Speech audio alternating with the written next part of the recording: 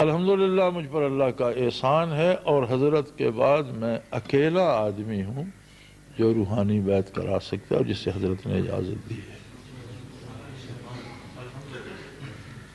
پچھلے دنوں خبریں میں ہمارا سپلیمنٹ چھپا تو اس میں انہوں نے شجرہ مبارک جو دیا، اس میں انہوں نے مور نبوت لگا کر نیچے اسماء گرامی مشائخ کے لکھ دیے۔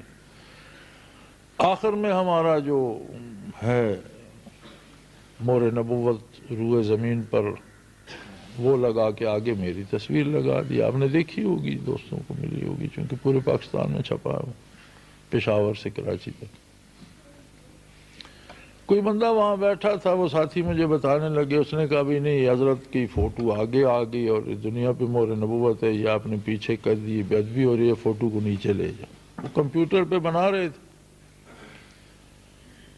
جب وہ تصویر کو نیچے لے گئے تو کمپیوٹر میں بجائے نیچے آنے کے وہ جو شجرہ مبارک تھا، ایک ابو بکر صدیق رضی اللہ عنہ کو چھوڑ کر باقی تمام موروں کی جگہ میری تصویر آ گئی۔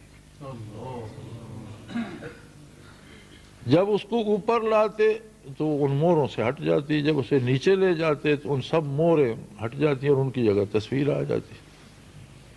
دن بھر کی کوشش کے بعد انہوں نے کہا بھی میرا بڑا بھائی آج نہیں آیا، وہ ذرا کچھ اس کی طبیعت ٹھیک نہیں اور وہ زیادہ ماہر ہے، رات اس سے پوچھیں گے۔ اس سے پوچھنے کا یہ ویب سائٹ مٹا دو، کمپیوٹر کو جو آرڈر دیا جائے وہ اس کو کرتا ہے، جو فیڈ کیا جائے وہ کرتا ہے، یہ کہیں غلطی ہو گئی، نئی بناؤ۔ وہ ساری مٹا دی، سب وہ نئی بنائی 2-3 گھنٹے لگا کے۔ جب وہ تصویر کو نیچے لاتے تو وہ ان سب موروں کی جگہ آ جاتی، ایک مور بچ جاتی جو ابو بکر صدیق رضی اللہ عنہ کی ہے۔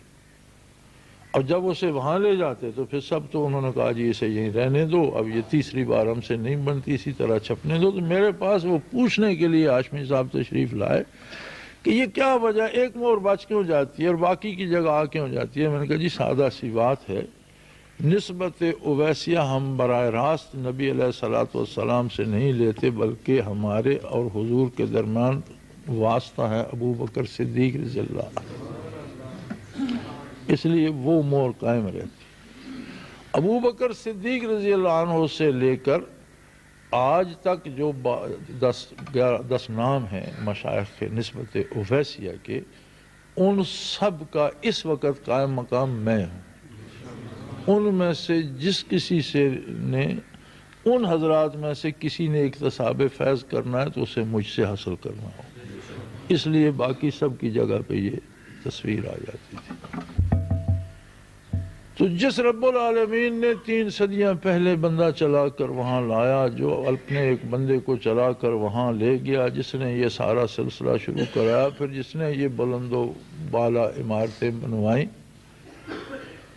اس کے اپنے پروگرام ہیں، اس کی اپنی منصوبہ بندیاں ہیں، اور یہ اس نے ضائع ہونے کے لیے نہیں بنائی، بلکہ مجھے حضرت رحمۃ اللہ کے الفاظ یاد ہیں کہ آپ نے فرمایا ظہور مہدی ہوگا، نزول عیسیٰ ہوگا، جہاد ہوگا، تو اس جماعت کے افراد اس جہاد میں بھی شریک ہوں۔